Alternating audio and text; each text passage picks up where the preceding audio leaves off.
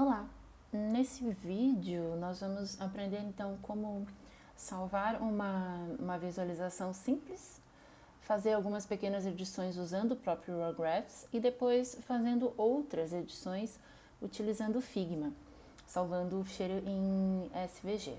Bom, aqui nós usamos os dados de utilização de emojis, né, a frequência e os emojis.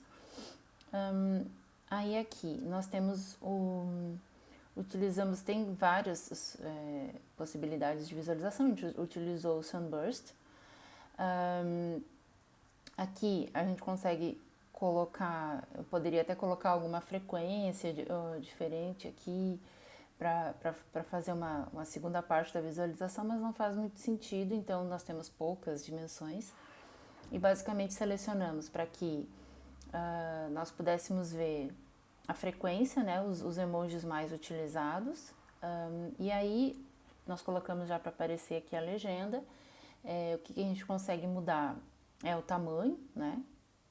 Podemos deixar 800, pode deixar um pouquinho mais curtinho, talvez por 500, para ele ficar menor.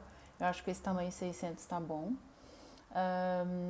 Podemos trocar a cor do fundo, aqui deixar mais espaço em cima, talvez está em 20, colocar 25. Aí ele abre um pouquinho mais de espaço aqui. Aqui a gente escolhe se quer ou não é? Que a legenda apareça. Né? Acho que a legenda sempre contribui quando tem essa opção. Depois, aqui posso escolher mais espaço entre essas séries dentro do Sunburst, deixar mais espaço em branco ou menos, ou inclusive nada, em que ele fica como se fosse mesmo um círculo. Aqui no caso das cores pode complicar um pouco a visualização, então pelo menos deixar acho que é importante, que até 2 fica mais interessante. Então isso são pequenos ajustes que podem ser feitos mesmo na interface do RAW. As cores também você pode colocar isso aqui, que aí todos esses cinzas, né, esses espectros YouTube, ele tem mais cores, então ele faz um processo completo, não fica nenhuma em cinza. Né? E mesmo que de repente você quer usar essas cores, pode manualmente editar essas para outro tom, não tem problema. A gente pode deixar para ficar uma cor mais assim, só esse que está super escuro a gente coloca uma cor aqui um pouquinho mais clara. Não combina muito, mas é para fins de teste. Muito bem, e aí aqui eu posso minimizar para não ficar ocupando tanto espaço. E aqui os labels, como eu já mostrei no vídeo anterior, não faz muita diferença porque ele fica primário, secundário ou itálico no caso de serem fontes, letras mesmo, não é? Vocês vão perceber que aqui no caso esse é o emoji de coração, coraçãozinho vermelho, mas ele sempre vai ler nesse aqui. Alguns têm essa questão, né, esse problema. Então, ok, tá salvo aqui, a gente vai salvar essa visualização, emojis, a gente vai salvar ela em SVG para poder editar isso, por exemplo, alterar o tamanho dos emojis, ou de repente pôr mais informações, né, pôr um contexto nessa visualização, porque aparentemente olhando assim não se percebe muita coisa, né? Então é interessante de sempre colocar um contexto na visualização, até porque se essa visualização for partilhada, as pessoas que entrarem em contato com ela vão perceber do que se trata. Então aqui no Figma a gente vem aqui em arquivo e coloca, né, cola uma imagem. A gente vai encontrar aqui, deixa eu só deixar em modo de lista, que aí aparece o último, que foi esse que a gente salvou, ok? Salva, né, e aí a gente pode jogar aqui, vai ficar um pouquinho maior, nós vamos trazer aqui para dentro. Aí aqui, vocês vão ver que aparece. Deixa eu diminuir esses todos. Aparece por exemplo, o background está separado, a visualização em si, os labels, que são todos os emojis, e a legenda. ok? Então, por exemplo, aqui dos emojis, aqui por acaso, ó, o emoji de coraçãozinho leu o vermelho certinho, como é pra ser. Aqui nos labels, então, uma vontade que a gente tem é sempre deixar um pouco mais proporcional, né? Então, como ele lê o emoji como fonte, eu posso tentar aumentar o tamanho deles, né, de todas. Então aqui eu vou clicar, vocês vão ver, por exemplo, aqui do coraçãozinho, que é algo que foi mais utilizado. Tá ali tamanho 10, eu acho que de repente pode ser um tamanho 36, talvez até mais. E aí isso é uma questão de ir testando. Então, esse emoji que é o que foi mais utilizado, e eu posso comprovar isso acessando aqui, né? O de coração foi utilizado 102 vezes, então efetivamente foi mais utilizado. Então, quando a gente tem dúvidas, não há problema em voltar nos dados para se certificar que não está fazendo de repente uma edição que pode modificar o resultado real. O segundo é o espaguete. Então, aqui também, o espaguete não precisa ser esse tamanho tão grande, porque já que ele não é tanto, né? Mas pode ser um 24, talvez, um pouquinho maior. Que a ideia não é também só deixar mais visível, né? Mas deixar mais claro quais são as informações. E aí você pode fazer isso, né? Esses que são menores pode até deixar eles do mesmo tamanho, né? E esses que são maiores, como eles estão em fonte, não em imagem, se fosse imagem a gente conseguiria selecionar todos eles e aumentar, né? O que a gente pode fazer, por exemplo, aqui, esse do pratinho aqui, vocês estão vendo que tá em ordem de baixo para cima, né? Eu posso tentar selecionar todos, pelo menos, acho que até o foguinho aqui, ou até o camarãozinho. E aí posso tentar aumentar todas, tipo, deixar 18 todas, entendeu? Posso deixar um pouquinho maior, até 24, para ficar mais claro que dá para entender. Até porque a gente sabe que para quem para quem observa essa visualização, já percebe que o tamanho dos quadradinhos aqui, das cores dessa área, é que vai efetivamente dizer o quanto ele foi utilizado, né? Então, talvez esses outros aqui, a partir desse aqui de cima até esse último aqui, que é o que é menos utilizado, seleciona esses e põe, para não ser tamanho 10, que é tão pequenininho, põe 14, que aí já fica um pouquinho maior e já dá para perceber um pouco mais. Aí, por exemplo, aqui a gente está usando o nome de alias. Se eu quisesse na visualização, eu posso voltar lá e ao invés de chamar de alias, posso escrever emoji aqui e aqui posso escrever nome do emoji, porque a gente até não usou, né, essa descrição aqui. E aí eu teria lá na visualização, efetivamente, ao invés de dizer alias, dizer emoji, mas eu posso editar isso aqui depois, então eu posso dizer frequência, né, porque é isso que eu quero, de emojis. Então eu posso deixar até, de repente, cortar assim e subir um pouquinho. Posso diminuir esse espaço aqui entre as linhas, né, deixar mais... Pronto. Então, aí eu tenho aqui, faço um rápido melhoramento, não é? Claro, aí de novo aquela história do contexto, né? Que eu acho sempre muito importante você colocar um contexto na sua... inserir uma legenda, enfim. Então aqui, no caso, são comentários de um vídeo do YouTube. Posso até roubar aqui só essa descrição aqui e trazer ela pra cá. E aí a gente pode chamar, então, assim, frequência também.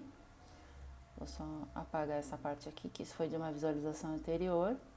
Então a gente põe, emojis, não frequência, assim, emojis mais utilizados nos comentários do vídeo. Deixa eu só ver qual era o nome mesmo do vídeo.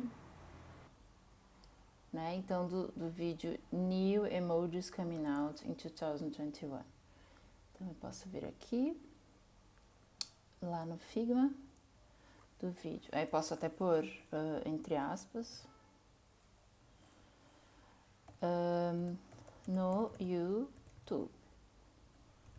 Aí aqui a gente pode pôr só 2021, porque efetivamente foi quando a gente fez a coleta. Acho que até fica muito comprido assim. Pronto. E aí eu gosto sempre de colocar alguma referência da ferramenta que eu tô, ou da plataforma que a gente utilizou, na verdade, né, da plataforma. Então, aqui, por exemplo, eu usei o Twitter, quando é o Instagram, eu uso o símbolo do Instagram, então isso é super fácil. A gente pode, vai aqui no Google, né, põe logo YouTube. Uma dica também, vai sempre aparecer, você pode pôr logo PNG, aí você vai lá e vê o ficheiro não é PNG, vai em imagens.